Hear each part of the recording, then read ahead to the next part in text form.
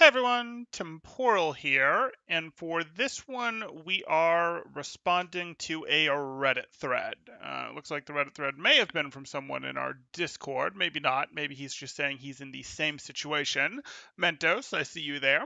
But what I'm going to do is I'm going to go through, read this person's question. This person's question is effectively, hey, they're diamond on tank, they're diamond on support, but they're only gold on DPS. What's going on? Why aren't they better? Is it just aim? And I'm not going to claim that aim doesn't matter, but we're going to sort of get into that. If you guys have questions, you can throw them up. Otherwise, I'm going to go through, sort of get to the answer here, explain what is most likely going on. Without a VOD review, I can't 100% know. But explain what is most likely going on, and then we will get to reading what you guys have to say, seeing what's down here. If you guys want to jump to the line, interrupt my answer, jump to the front of the line in comments, you can of course do that with a super chat because, I do react to money. It's a thing I do. Okay, so here we go. Our original question is, I'm a tank main with some support in there. Very rarely I play DPS. I don't have the best aim, but don't want that to hinder me from playing DPS. The big question is, how can I get into the thought process, so we're focused on the thought process of playing DPS and general things I should be looking to contribute. I mostly play Doomfist, Tracer, Reaper, and Sombra. Okay, so we are flanker heavy. We are very flanker heavy, which is going to make this less about some of the angle work we do on hit scan and more about engagement timing. Now, engagement timing and angles apply to both more pokey DPS and flankers, but the relative weight, you could say, of the two things perhaps adjusts slightly. So we'll get to that, as well as which angles they take. Okay, how do I approach fights, and what should I be doing as a DPS during mid-fights? Winning, cleaning up. It depends how we're defining mid-fight. My tank and support is low diamond, but my DPS is low gold. So that's a pretty big gap there. That's what? If we're low diamond versus low gold, that's 500 SR for each category, so about 1,000 SR. I feel like I get overwhelmed, which leads me to not knowing what I should be doing when everyone is shooting at everyone. Okay, so first things first. We know what our DPS are, and what I would guess is happening here is that this is a tank and support player, and that tanking mindset is actually going to be more useful as a transferable thing to DPS than that support mindset. So we're going to go with that. I'm not saying supports do not make good DPS players. That is not what I'm saying. But we're going to take the mindset of your tank, which you know is a tank, and we're going to move that in and use that as a DPS. So if you play main tanks, or you play a tank main, you didn't necessarily say main tanks. If we have you in chat, you can absolutely tell me, do you play more main tanks or off tanks? Because that could help. But let's start for a moment here and pretend that you play Winston. If you play Winston and you go in, you recognize you can't go in 1v6. You just can't do it. You get eliminated if you go in 1v6. You might be able to sneak up on the enemies, go around and engage them when they're already fighting your team. So your team's here, their team's here, and your two teams are fighting. And then you go, aha, let me sneakily, as our teams are already fighting, let me open up and eliminate you real quick. That's something you might know how to do if you play yourself some Winston, some Hammond, maybe even some Diva. She wouldn't really sneak. She'd jump on someone and get them like that, but you might know how to do that. You also might know how to go, hey, forget this sneaky stuff. What I do is I engage, and I engage when my team can follow up within a second, within half a second. So my team has angles, or my team is stacked and is ready to run in. My team has angles that can threaten right now if I go in, or my team can run in if I go in. My team can be fighting pretty quickly if I go in. So those are two different ways to play Winston, and I'm just using him as an example. Well, those are very transferable skills to playing DPS. If we understand this thing of, hey, I need to go in when my team can go in within about half a second of me going in, if you understand that, you just need to flip it for DPS. You need to be in a position where you can go in within about a half second of when your tank goes in. Oh, so you don't need to constantly be going in here. You don't need to constantly be going back here as Tracer and trying to eliminate the Rana. That's not something you need to do. You need to go, I'm ready to go in when my Winston goes in. I'll let him go first, but I need to go in and either try to eliminate or distract this Ana when my Winston goes in. If you just try to make it happen, just go, I'm going to eliminate the Ana that has a Brig protecting her, or I'm going to eliminate the Ana when no one's paying attention, and immediately a Lucio and a D.Va turn to deal with you. Well, of course they're going to turn to deal with you. You're not actually expected to go in 1v6 them. And from your time playing Diamond Tank, you know that. Now, you might be thinking you can just outmuscle them because, hey, you're Diamond on Tank and you're playing in a gold game on DPS, but that's not going to work because you don't have Diamond DPS mechanics, and even if you did, it would be questionable. The skills that you actually have that make you Diamond are skills that are related to engagement timing. That is your transferable skill from, for example, Winston to Tracer. Now, I'm doing this with Winston, but you could do a very similar thing with Reinhardt. You understand, okay, when Reinhardt pushes is when you could go in like that.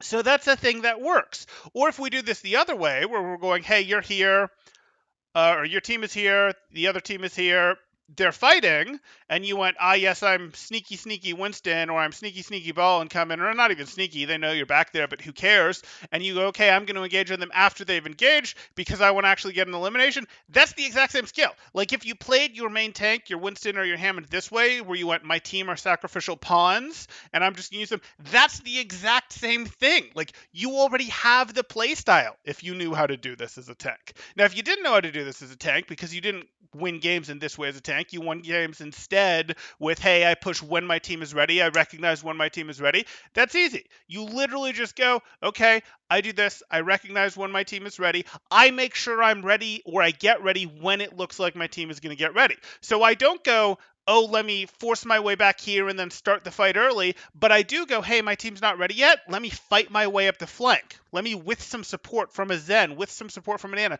respect their sightline, get some support to push up, and get this flank control so that when my Reinhardt, Winston, whatever, is ready to go in, I am actually ready to go in.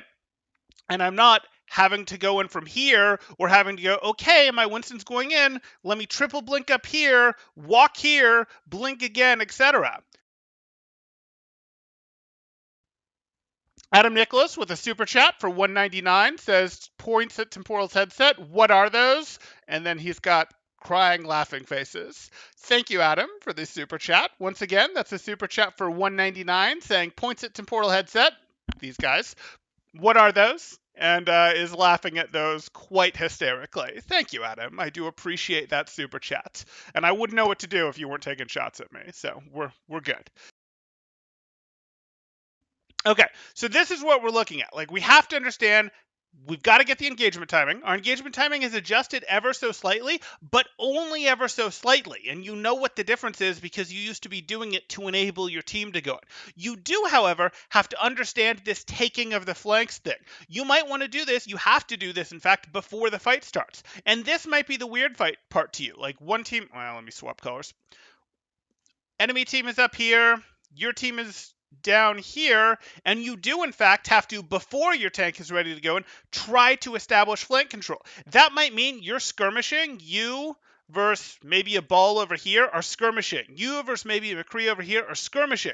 And you do start to get into, well, can my Zen see me to keep a harmony orb on me type thing. So let's put the harmony orb over here because that's more where it hangs out. Can the Zen see me to do that? But I'm going to be honest, this isn't what's keeping you in gold. Not respecting your support sightlines as you're challenging for this right here. What could be keeping you in gold is not recognizing that you do need to go pre-take these angles. You do need to go pre-take these flanks with the heroes that you're listing here. Tracer, Sombra, things like that. Sombra doesn't even have to battle for them. She just turns invisible and walks. Those are things that could be holding you back. Reaper is, of course, going to take shorter flanks, and Doomfist has to take more specific map control, and he needs to get specific places that he can roll out from with height. But he does potentially have to battle for those places, or he needs to make sure that he's using a place that he can predict where the team is going, where the team fight is going to break out, and he can get to that spot. So, like, get your engagement timing right. Don't think that you just have to win things. Like, this skirmish, do you have to win? Sort of. You do sort of have to win this skirmish. It's true. But you don't have to eliminate this person. Don't get caught into that. You just need this person to leave. And if they leave, or if they go back to their team or whatever, then you've done what you need to. Once you start getting really good, you start getting good at making this guy leave right as your guy is ready to push, and then you go in. And you go in down resources, but he's not here at all because he's out getting a health pack, etc., and he can't come back early because you beat him too hard, even if you didn't finish him. So that sort of thing. So don't fall into this trap of believing I'm not playing DPS, it's not working unless I'm going in there and soloing guys and just getting eliminations. You know from your days as tank that you don't actually expect your DPS to do that. You would be thrilled if your DPS would just contribute, if your DPS would just help deal with people on angles, which would let you take space, which would let you go in and finish people off that they're zapping, that they're swinging into, etc. Or if they went, hey, you're Reinhardt, you're pushing up, Reinhardt swinging, wouldn't it be great if Tracer would just at the right time tie up their Anna for like 4 seconds, make her not look for 3 out of 4 seconds. You could finish this Reinhardt off if right when Reinhardt started to lose health, Anna got tied up and had to self-nade and was, tied up. Wouldn't that be great for actually taking down this Reinhardt type thing? You know this. So again, your solution is DPS, get the timing right, but also win on these angles. Challenge for the angles. If there's a soldier over here,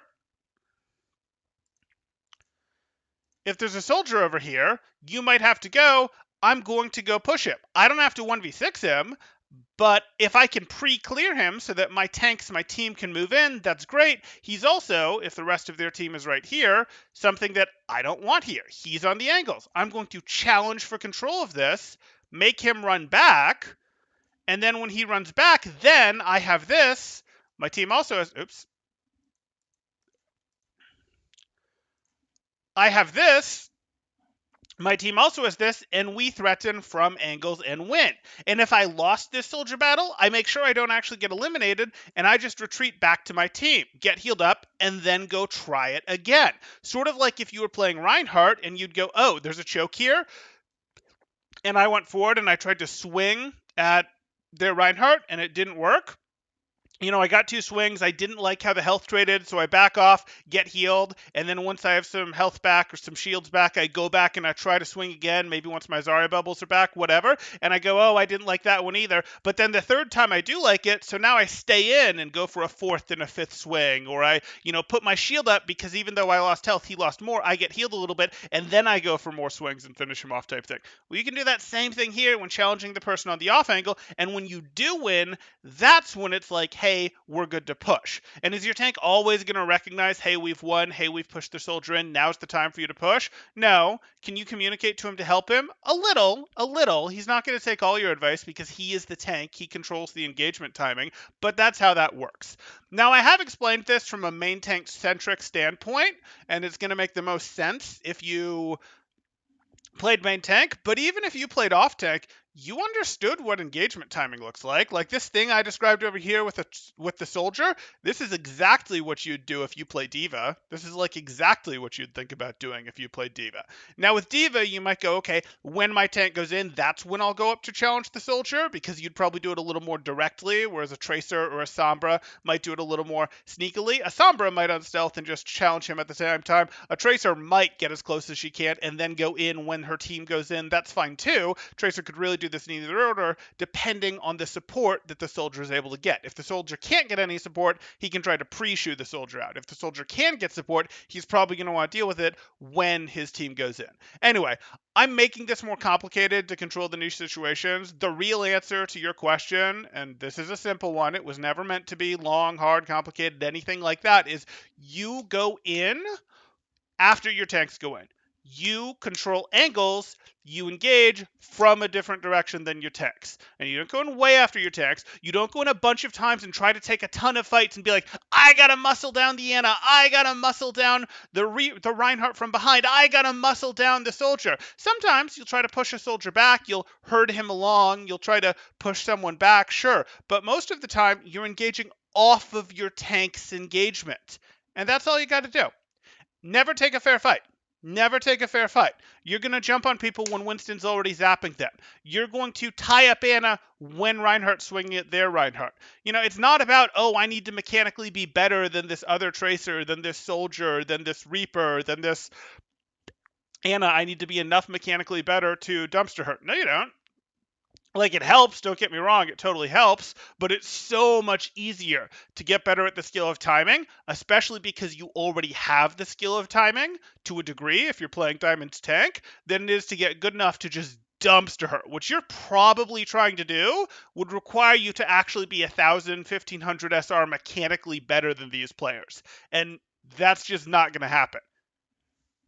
Okay, that's really what I wanted to cover here. As you guys can see, I covered very similar stuff here. We go over, hey, don't take a thing. Don't fall into the mindset of you have to get the eliminations. It's okay to clear away the Zarya to make her leave so that it's easier for your team to push. It's okay to let me do the things that will take away their angles, that'll make it easier for my tank to take space, because once my tank takes space, it's easier for me to go in and go actually get eliminations, things like that. Finish off things that your other DPSs hit. Go after the enemy that has the Discord orb if the Discord orb is there.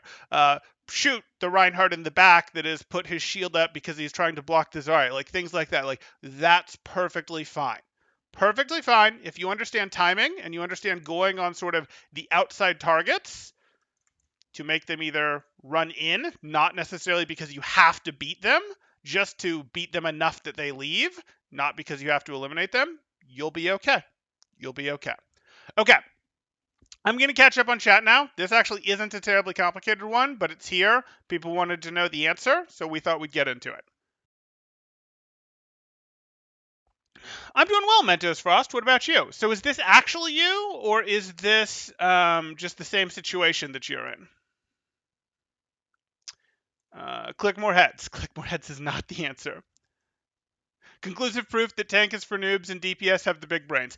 I mean, except that, like, what you run into here is his DPS is bad because he's not thinking when he uses DPS, or her DPS is bad because she's not thinking when she uses DPS. We don't know. Like, what's happening here is they think about all this stuff, the engagement timing, all that when they're playing tank, and then it's like, oh, I'm DPS now. I just gotta eliminate stuff. I just gotta click on heads. Well, no, hold on. Don't just like take everything you know about tanking and go put it in a box and put it away. Like, that's actually, there's some very useful macro information in that box for you.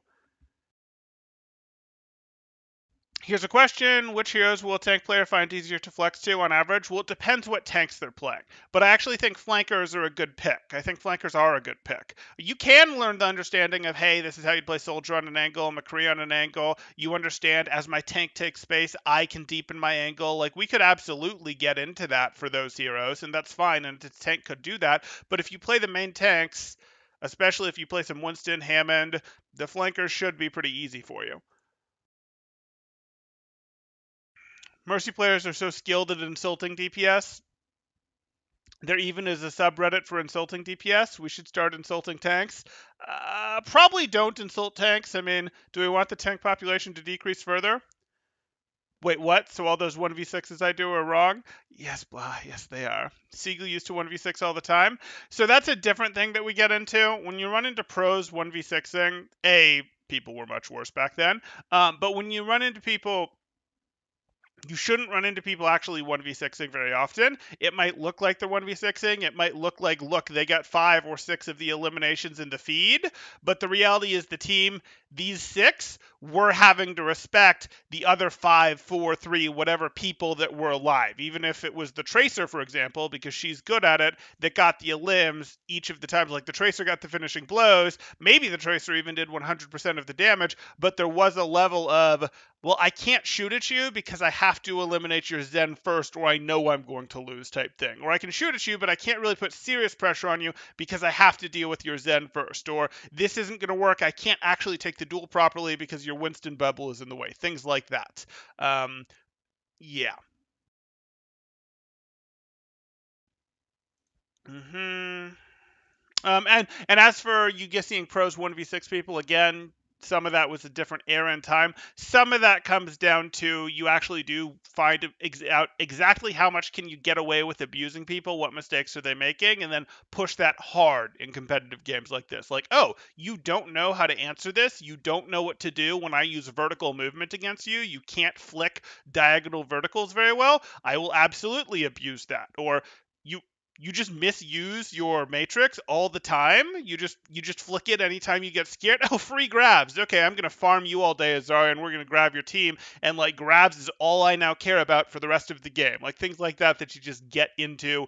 Um, Especially when you're trying to go from like 4300 to 46 4700, because again, remember, the players aren't really changing when you're moving up in those things. When you're moving up in those lobbies, you're still playing with the same 12, 20, 26, whatever players for all of your matches, and it's really not changing, but you have to keep winning more of those to drive your SR up from, say, 4,300 to 4,600. And to do that, you have to not just, oh, I just needed to play better than the other guy. You actually need to win a disproportionate number of your matches, because the game can't balance it with more and more even teammates, because there's only a few people up there for it to pick from.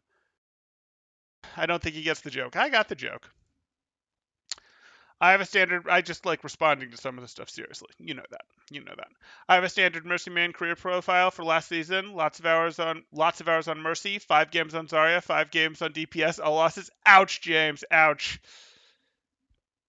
So the thing is, you can learn DPS positioning by learning Mercy, and we've gone over that in a few Mercies here. Like, or rather, to do Mercy particularly well, you have to understand what DPS positioning looks like. You have to understand what the most aggressive angle is, when DPS should be taking aggressive angles, what level of safety versus reward there is for boosting at angles, which is very similar to what level of safety versus reward there is from having those angles. Whether a DPS can have the angle because they have their cooldowns or not, well, if you're playing that DPS, you know if you can have that angle or not. Tanks is the only genuinely hard role in this game for me. Fair enough, Adam. Freypolf rules. Is Adam going to praise Temporal? No, you're going to buy him an Atlanta Rain Scarf. Okay. Temporal uses words and logic and facts and tries to be smart. Legit RC. Lol, just win. Stop being gold, bro. Haha. I like gold, though. I won gold against Temporal. Ah, did you now? Okay. Oh, I won gold isn't won the gold. Right. Yeah. Okay. Uh, the best thing about playing tank in Overwatch is the way it has no transferable skills to any other game whatsoever. I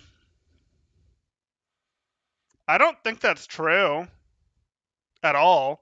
Like League of Legends, it's absolutely transferable to. There's a brawler tankier role in League of Legends, and some of that very much is initiation. Some of what we call tanks in this would also fit some more support roles. Sometimes that tankier role gets filled by a jungler, but like it's a thing. It's a thing. You're still not trying to take damage. You just have stronger initiation. You have a little more bulk. You don't get punished quite as hard for starting things out. You're still not going max durability. I don't take damage. They're supposed to hit me type thing. Like you'd prefer they hit you than other things. It's a bruiser role. It's not like a true like what we're describing. What Overwatch tanks are is sort of a bruiser thing where it's like they do pretty good damage. They do pretty darn good damage, and they can take a little more. They can take a little bit more in terms of a beating. But no, they're not supposed to take a beating. You're not trying to take damage. It's not like, oh,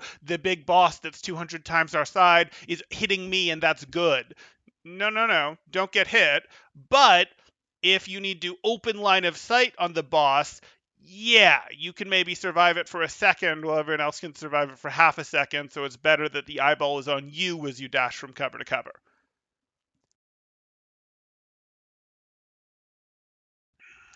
Right, James? No, that's not right.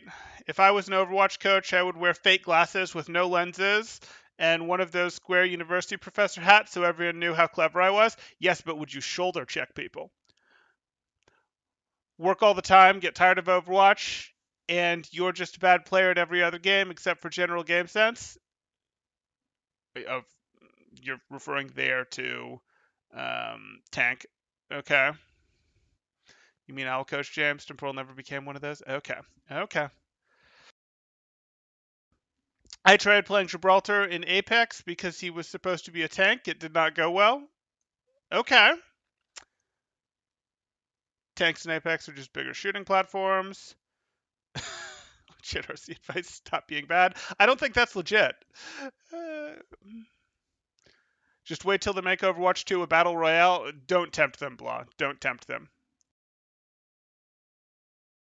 Temporal advice, blah, blah, facts, blah, blah, blah, angles, blah, blah, blah, I'm smart, blah, blah, blah, I don't have a heater or a Patreon.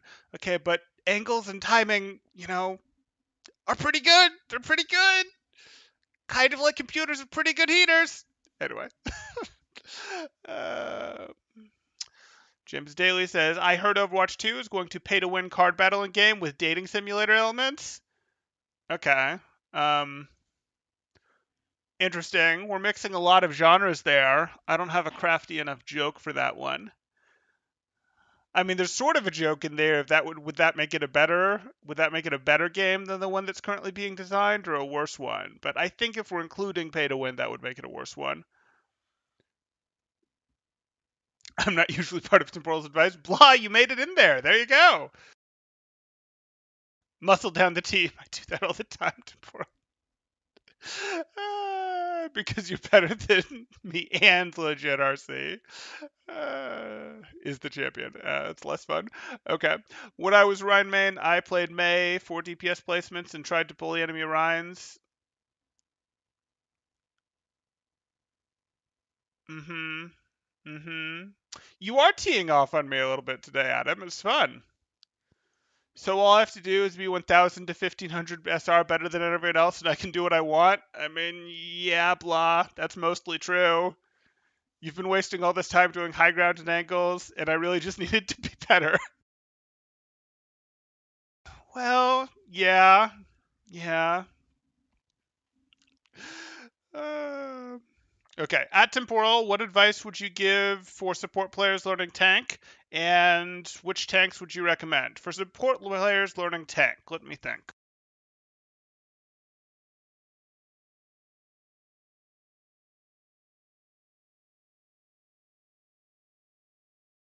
I would say focus heavily on initiation timing. If you're a support player and you're trying to learn tank, especially main tank, focus really heavily on initiation timing, because supports mostly get away with not paying as close attention and not being as mindful of initiation timing as tank and DPS players do. So that's going to be the big swap. I'm not saying supports have no role in it. Supports do have to learn good initiation timing for a lot of their ults, window, Valk, things like that, but they are able to get away with a less good understanding of initiation timing than the other two roles, comparatively speaking.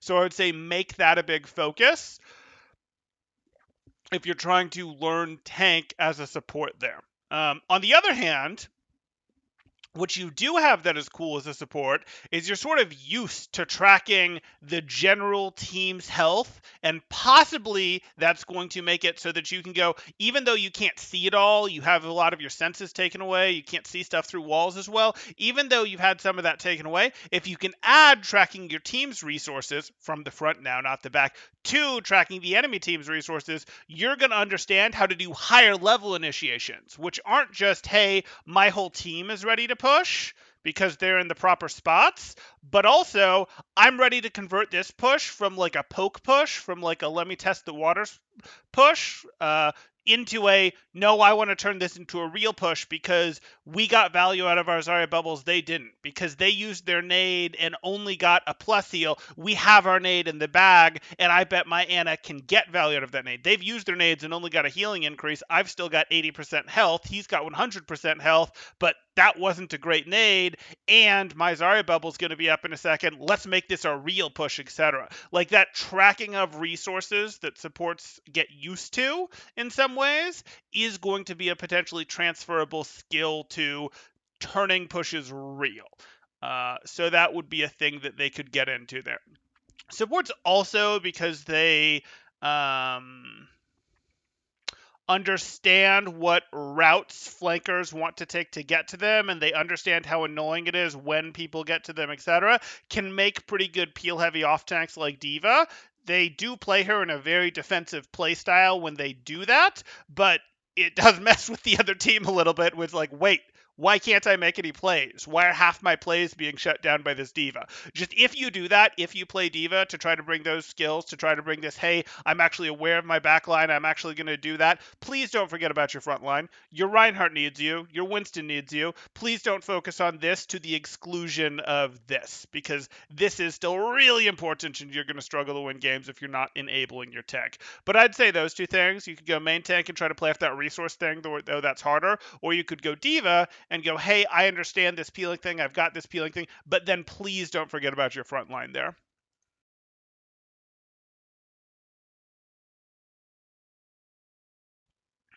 Zarya is the easiest tank for supports to pick up. Zarya gets value by watching her teammates as much as she gets by watching herself. Sort of. If you think of that in the sense of, hey, I need to bubble Reinhardt when he's going to take a lot of damage, and I know when he's going to take a lot of damage from my days of healing him as Moira, as Bap, as Anna, that's true. Zarya should not be turned around and looking at her team and looking to be like, okay, I've got to be here to bubble every Doomfist initiation, every time Tracer comes in, every time Winston jumps in. I've got to be ready to bubble that. And I'm worried that some supports do naturally think that way, and that's how they start using Zarya. And you simply won't have enough energy to be effective at playing the hero if that's how you play her. You do have to look to pretty aggressively use your bubbles on your tank partner in most situations, at least initially on Zarya. Only issue with supports playing Zarya is they usually pre-bubble, which is bad. So does everyone, unfortunately, until they get it out of their system. Once they get over that, they will do well on Zarya, sure. Yes, but it's definitely easier to understand how Zarya plays. Yeah, it's easier to conceptually understand Zarya than it is Diva. Diva is actually kind of challenging to understand. Wait, you position here to peel, not back in your backline to peel? Weird. Wait, you don't just DM whenever when someone's low, you have to DM when Tracer's clip is mostly full, not after she's already started doing damage, because otherwise you get off cycle and then she does damage again and you get stuck holding down your DM when nothing's happening, things like that. Like, yeah, it's true. There's something there. Sorry, it's too bouncy for you. Okay. And her kit is fairly easy, so it's not overwhelming. Her kit isn't overwhelming, it's true.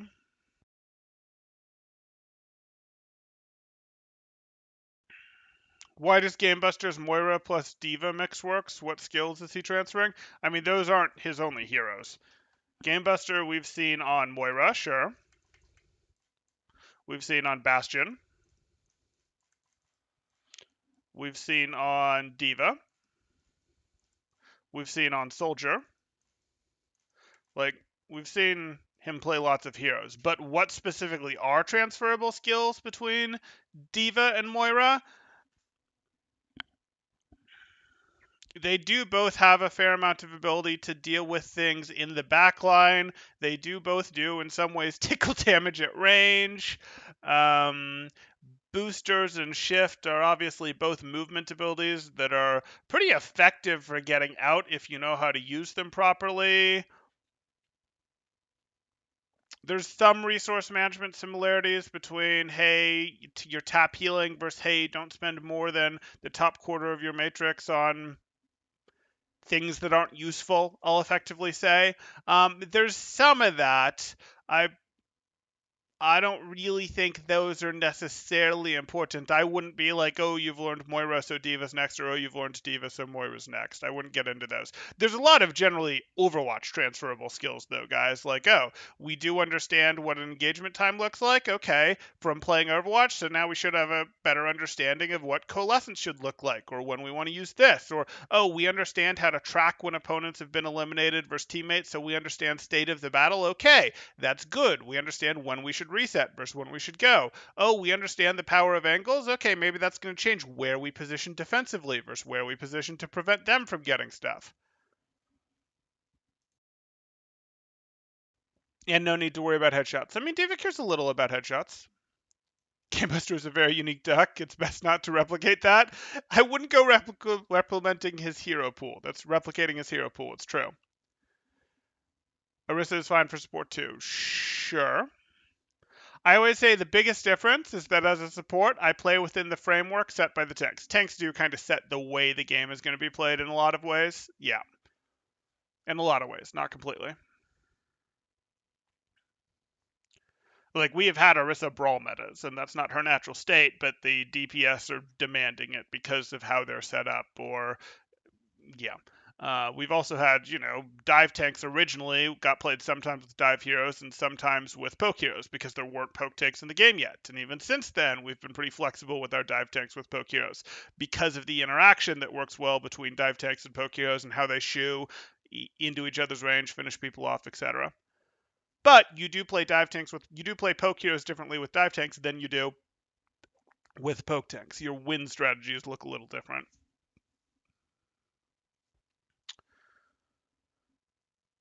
You have no clue how to create that framework? Well, it's different. Yeah.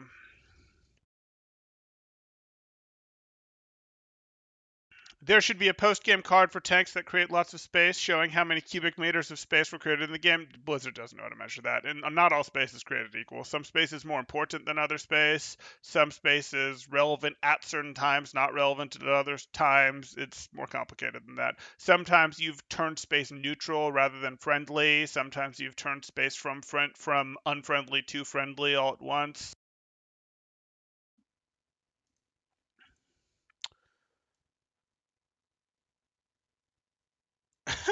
Space that joins 12 to 16 inches on center is the basis for your framework. Okay. For at temporal for Mercy player, what's the best choice to learn? Zarya or Diva?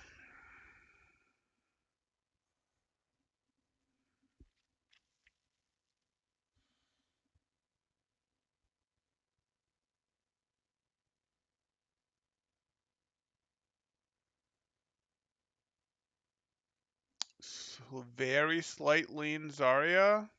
Very. Yeah, I'd probably put that, but I whichever's more interesting to you. Whichever's more interesting to you. I'm not seeing a skill set there off the top of my head. I might look back at this 10 minutes later and go, "Oh, that was foolish of me to not see that." But I'm not seeing a skill set off the top of my head that is particularly transferable from Mercy to one of those over the other. Yeah, whichever's more interesting.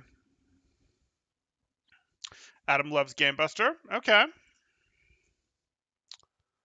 Sheldon says, I played Zarya as my first tank after being a Zen and Moira main. Very hard to learn.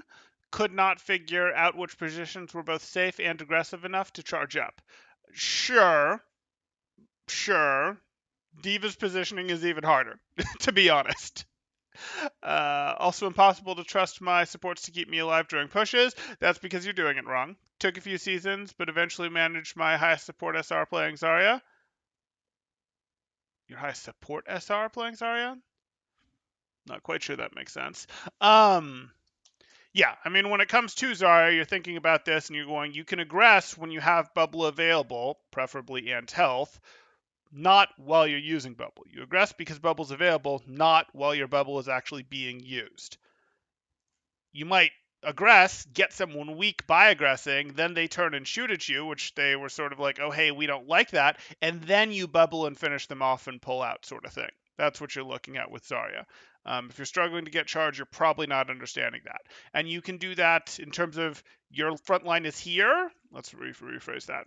Your Reinhardt is here, and you go like this, and then once you start getting pressured, you bubble and you back out, or you bubble and you finish someone and then get out, or you can do it in the sense of going out like this on an angle, which lets you get around their Rhine shield with your damage, and then once they start putting pressure on you because they don't like you shooting around their Rhine shield, you bubble and work your way back to your Rhine shield. And then as your bubble gets off or just about off cooldown, you work your way back out here, etc.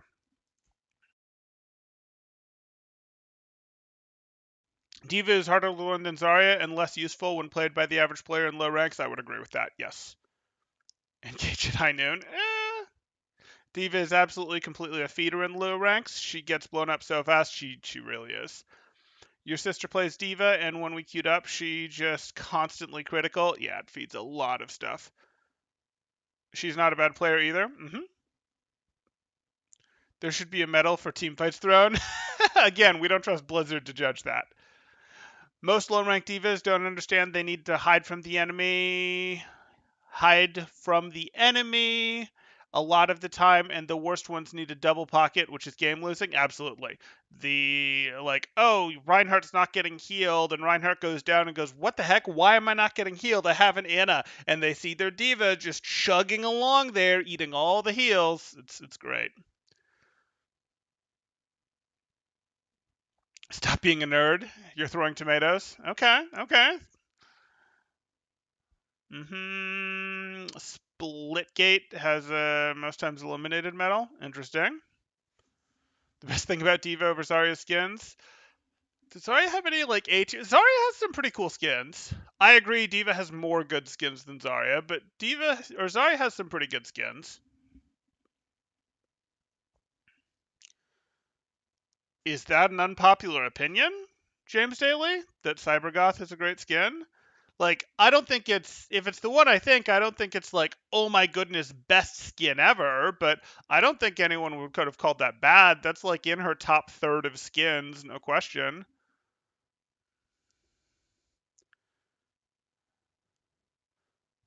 No, her skins are objectively bad, except maybe Cyber Iron.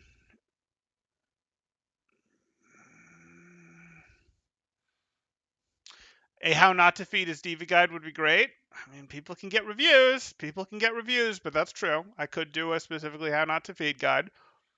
Diva made a lot more sense coming from support because so many of the Diva's responsibilities are reacting to the other time, much like a support, except that you have to like preemptively react. So no. I'm not sure I agree. Supports don't have to preemptively react. Supports don't have to preemptively react until a much higher rank than divas have to preemptively react. Now, divas don't start preemptively reacting until a moderate rank, but supports can get away with not preemptively reacting for much longer than divas can. Divas have to get preemptive about I understand when this opponent is likely to grab. I understand I can't react to my Anna taking damage from a tracer by DMing. I really have to catch the tracer doing damage basically immediately. Otherwise, I'm going to be reacting the least accurate part, DMing the least accurate part of Tracer's clip, and then I'm going to be stuck either holding my DM down while she's reloading, which is super expensive and not having much for the next clip, or letting go, which is going to put me on DM lockout cooldown timer, which is going to let Tracer again get the most accurate part of her clip into my Anna. Plus, she's going to know that I'm going to stop her right after that. She's going to out juke me again when my DM goes down because it'll have to again, and she will then take out my Anna. Like that, I don't know that I agree with that. My friends tell me Diva is my best hero. I don't. I mean, could be. It totally could be, Sheldon.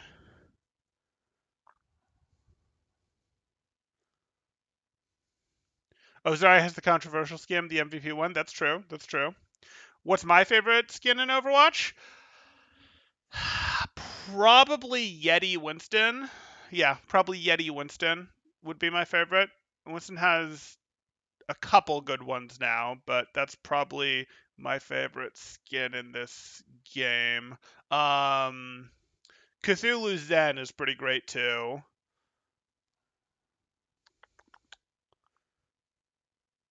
Witch Mercy is pretty good.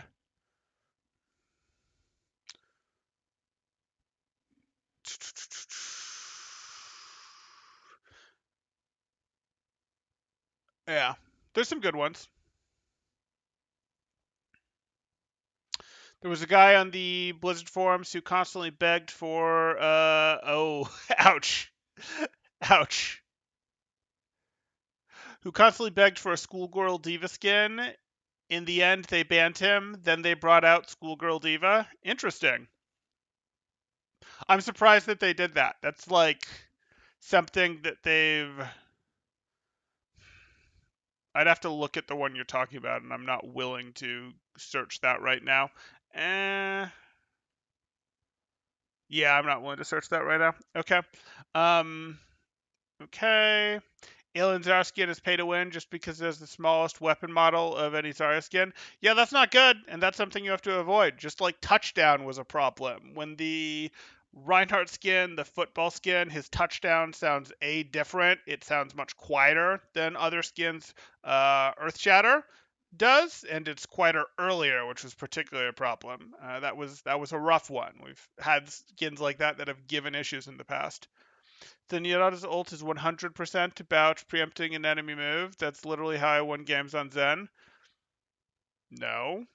I can totally react to a grav like, yes, I have to know when grav is coming. I should know when grav is coming. That's going to make you a better Zenyatta to be in position to get it, or to know that this EMP is coming so that you can hide and then show up, have her hidden and dodge the EMP and protect your team. But like, those are higher level plays, whereas D.Va, to have any chance against a grav, for example, really has to know that it's coming. Like, she has to have a very good hunch that it's coming for her to work at all as a grav countermeasure. Like, again, yes, you should with both of them be preempting, predicting, expecting these two things to happen. But the reality is you're going to get punished for not doing that much sooner on D.Va at a much lower level, or you're going to stop contributing at a much lower level than you would on Zen. You prefer the Cat D.Va skin? Sure. Or repositioning before opponent can take you out? Sure.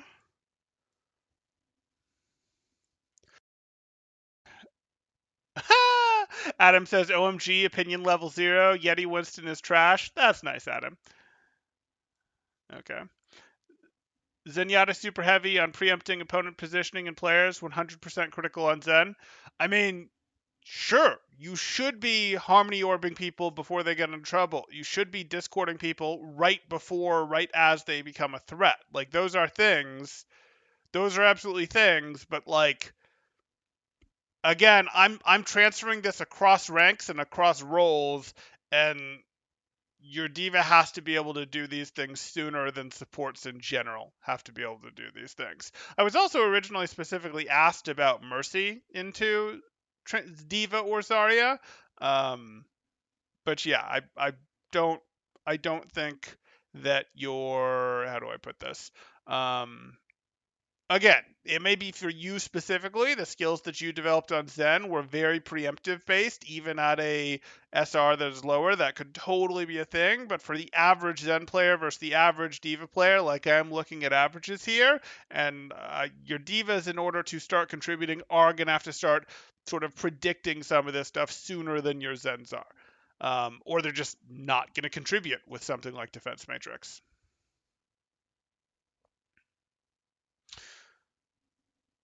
Beset is my favorite skin. You're not biased at all. Okay.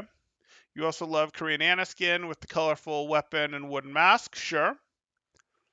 But I don't disagree, Sheldon. Like, don't get me wrong. Zenyatta can absolutely preempt things and should. Everyone should be preempting things is the thing, though. What is the best Anna voice line? James Daly's baiting something about the desert. But you really hate the outfit she wears around it? The Korean Anna one with the wooden mask? Okay. Okay. It's not that hot, obviously. Oh, yeah, it's totally not the desert one. Pink Mercy has the pink Valkyrie wings, therefore best skin. Yeah, but that's very much in the pay to win area. But yeah, I hear you. Cheated and camo lifespans are very important to learn about. For those of you that don't know, we have done a video on this channel specifically about In the Desert, or maybe it was a review of In the Desert, but it is in the channel. I recommend you guys go check that out. That was Adam there showing us some Ana gameplay and being educational in a different way at the same time. You're so happy that Temporal got bullied by Legit RC into becoming YouTube coach. Oh yeah, that's totally how that went. So I can now bully him here. He's it's the food chain. Like using Are You Scared? They respond, Don't be scared. Okay.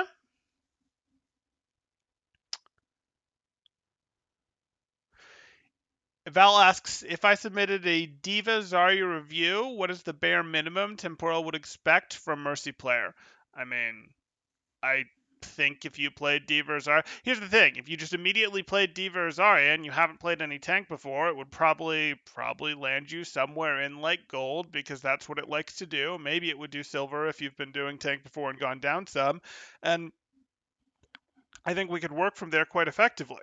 Like me predicting what rank it's going to put you at is like it's not real because the ladder's going to take time to sort you. So I think when the ladder places you, ladder's going to place you gold because that's what it likes to do. Would the actual gameplay level be one that goes down or up? Well, I think it would be one that goes down, but how quickly can you stop the fall? How quickly can you improve? Can you improve faster than the fall is happening and then stabilize early? Becomes the question. Or stabilize and then go up early is the question. And it's doable. It's absolutely doable. You have the mechanics to stabilize a gold fall, for example, quite quickly on someone like Zarya. If you understood bubble timing and didn't reload like a mad woman, then yeah, absolutely. Mm-hmm. Your points are valid. My journey may have been unique, and I've actually never played Mercy. All good. All good, Sheldon. Temporal, tell me I'm better than ML7. Um,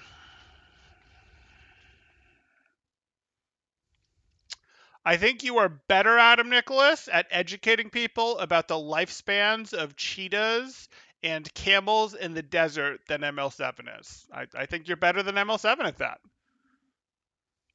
I'll try and get some good D.Va and Torb footage. Only the finest footage to share with Coach. Sounds good, Sheldon. Sounds good. Doesn't have to be the finest footage, though. You can give me an average game. You can give me a good game. You can give me a bad game. We'll get value out of all of it. Val says, I mean, what is the bare minimum skill I need to play tank, play tank at without being yelled at? I mean, do I ever really yell? I don't really yell that loud, guys. I sometimes get very sad, but rarely do I yell. So if you want to know what's the bare minimum to like not have me ever be disappointed in a play, I don't know, 49.99, about there. How's that?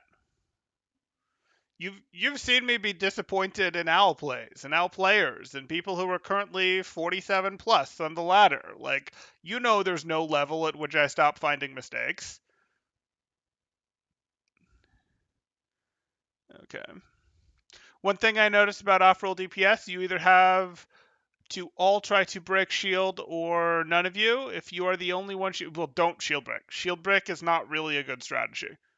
Like, there's been metas where shield break has been strategy, but it's almost always better to take angles and go around the shield or to go through the shield or dive past the shield than it is to try to break the shield. And even if you're a poke comp and it's like, yes, they have an Orisa shield, and you're here with your Orisa that has an Orisa shield, your Hanzo is still like, yeah, I could break that shield, but I'd rather just eliminate your Zen back here. Cool. Okay, now I'll retreat. I don't recommend shield break as a strategy unless it's a coordinated one, and it shouldn't be a coordinated one very often.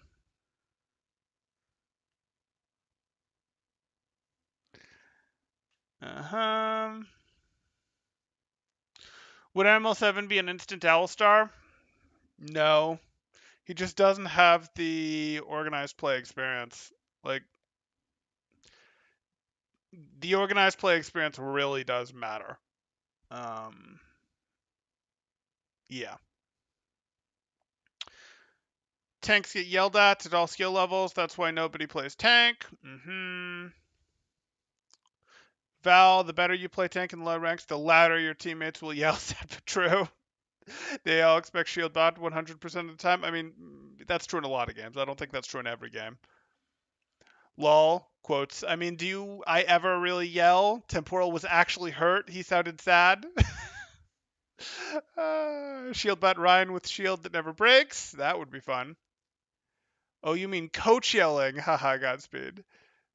Temporal was sad about the pulse bomb earlier. It's true. That one hurt a little bit. Like, it's a big bang. You don't have to play around a matrix or anything, and you put it on the ground 5 feet in front of the.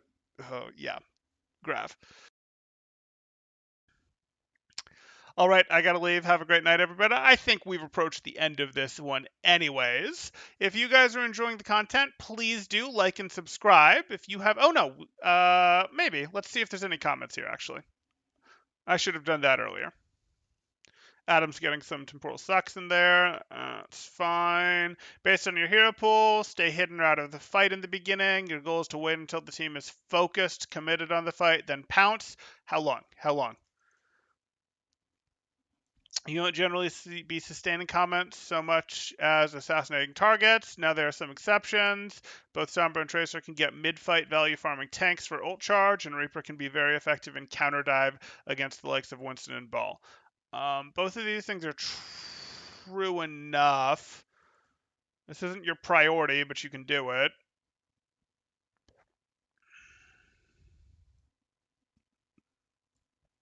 Sort of. This is a way to play the game. You can play like this. You can also go, hey, I'm distracting the Anna. I'm making the Anna fight me, or I'm making the Zen and Brig both pay attention to me while their Hammond is in slamming my team, so that, hey, the Hammond's not getting support and they're able to take care of the Hammond type thing. Like, there are other ways to do this. So for this one. Stay hidden or out of the fight in the beginning. That's fine. Wait until the team is focused. But again, for like how long? This is a playstyle, but not the only one. Don't overcommit to farming tanks. So relatable. Relatable. The actual good answer has some upvotes. Nice. Play Moira. She's my DPS main. Your hero pool indicates that you play a more intricate game. All those heroes mostly require the enemy team to be distracted by your team to have full effect. That's Overwatch in general. Or are the elimination side of a duo between you and another teammate? Sometimes, yeah. Doomfist and Tracer need to have your team ready in a fight. So the enemy team doesn't whip around and maul you. Sombra and Reaper are good at confirming eliminations with duo help. I mean, that's kind of all of Overwatch. Doom, I suggest practicing rollouts and pay attention. Tracer focus on. No, he needs more general advice. He doesn't need specific advice like this. Okay, we're not going to do that. Okay, so not amazing, but he did get some more upvotes while we were here on the refresh, while we were doing the VOD. That's good. So again, if you guys are enjoying the content, please do like and subscribe, as that helps out quite a bit. If you like to be informed, like to know when I'm covering this type of content, the best way to do that is to join my Discord in the description below. In there, you can go down to get roles, react, and then you'll get notifications as a watcher when I go live with content. So you can see, oh, he's responding to a how to get into the DPS mindset when you're a tank threat. I want to be there for that discussion. I have questions. I think he's wrong. I want to, troll him like Adam is, for example. All those things are perfectly fine. Or, we're covering something else, like he's reviewing a guide. I want to see the review of the guide. I want to know if that guide's any good. Oh, he's doing a review of a hero at master rank. Well, I'm close to that. I want to see that review. I play that hero. All those things. If you want to see it so you can be here to ask questions, be here to do whatever you like, be here to super chat, you can do all those things. You can go into the Discord and become a watcher. Adam says, Temporal coached me and my SR went negative. Then Jeff Kaplan forced me to uninstall in my room. Sounds about right. Some of these comments are now higher than Temporal's comment. We should all log on to Reddit and outvote the entire comment history as revenge, or upvote Temporal's comment. That might be the better solution. That might be the better solution. Late to the party. Hello, friend. Welcome to the Temporal Hate group.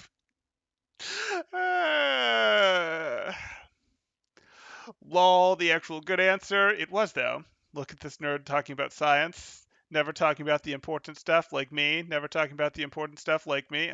Very egotistical today. You missed all the important bits as usual. Sorry. Sorry, but hey, it's there. And hey, Soaring. Oh, hey, Soaring Aegis. It's been a minute. I remember you, but it's been a little bit since I've seen you in the chat. Happy to have you here. Trolling him by sending money, that'll show him. There you go. There you go. Troll him by liking and subscribing. Got him. There you go. Exactly. Exactly. Okay, that is going to do it for now. Thank you all once again for being here. And if you guys are enjoying the content, hit that like button, and I'll see you in the next one. Thanks. Temporal out.